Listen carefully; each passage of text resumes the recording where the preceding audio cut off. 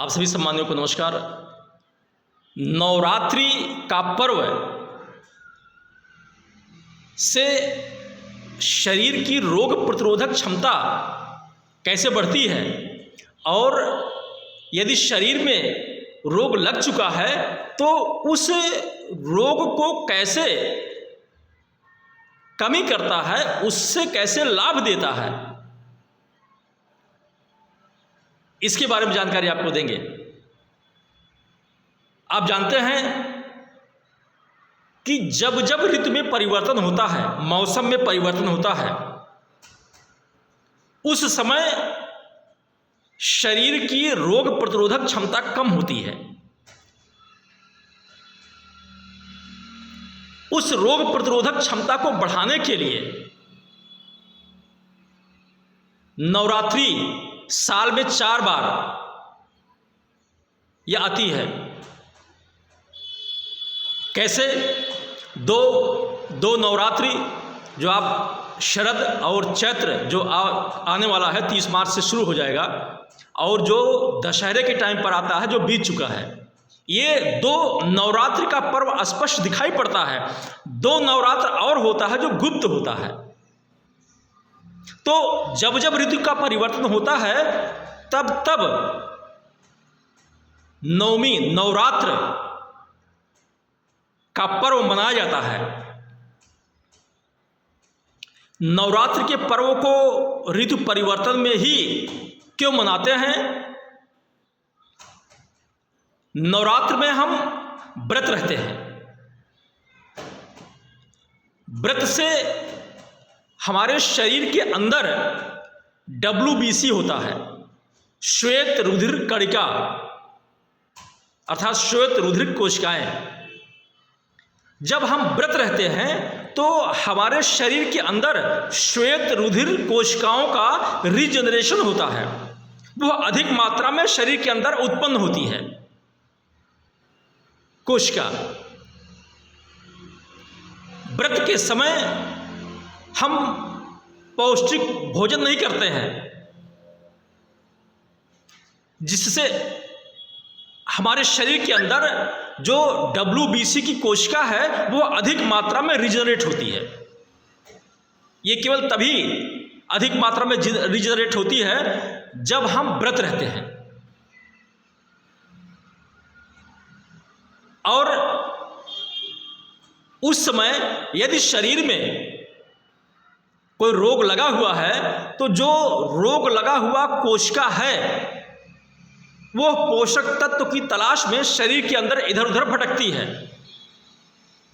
चूंकि व्रत के समय हम कोई पोषक तत्व का भोजन नहीं करते हैं और इन्फेक्टेड कोशिकाओं को पौष्टिक तत्व की आवश्यकता होती है, और वो जब नहीं पाता है तो जो कोशिका इन्फेक्टेड है, रोग ग्रसित हो गई है, वो धीरे धीरे कमजोर होने लगती है और यहां तक कि वो नष्ट भी हो जाती है। और इधर WBC की कोशिका काफी अधिक मात्रा में जनरेट हो रही है शरीर के अंदर।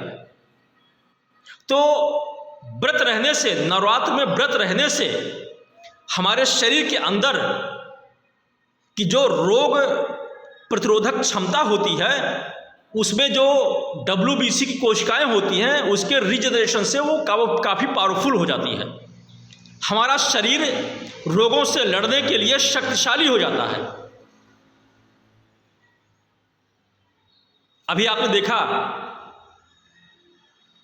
कि हमारा जो ये भारतीय संस्कृति का पर्व है, कितना ऋषि मुनियों ने वैज्ञानिक तरीके से इसको बनाया है। अभी आपने देखा होगा महाकुंभ खत्म हुआ है।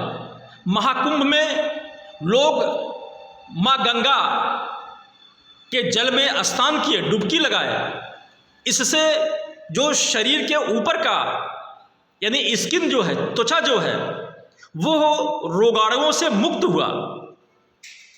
उस बाहरी त्वचा पर रोगाणुओं का संक्रमण का कोई प्रभाव नहीं पड़ा। वो इसलिए बनाया गया है कि मकर संक्रांति के बाद ऋतु परिवर्तित होता है और उस समय शरीर के ऊपरी भाग पर तमाम संक्रमण वायरस अटैक करते हैं, जिससे कि गंगा के जल में स्नान करने से वो इन्फेक्शन नहीं होता है। इसके पूर्व के हमने एपिसोड में आपको बताया भी है। फिर आपने देखा अभी होली 13 तारीख को बीती है, 14 को बीती है।